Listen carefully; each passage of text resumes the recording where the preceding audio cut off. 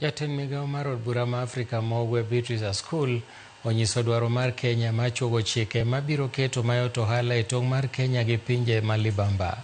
Askul wacho ni mano e yo makende mabiro bero ohala kendo ting'o malo nweng'o ma jo Kenya ma uso e tong' mar pinje mag Afrika ma Ugwe.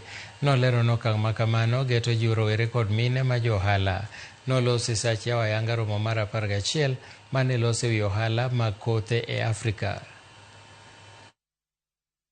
Harmonize standards across the EAC partners with the private sector to strengthen grain value chains and, most importantly, ensure that youth and women are meaningfully included in regional agribusiness and trade.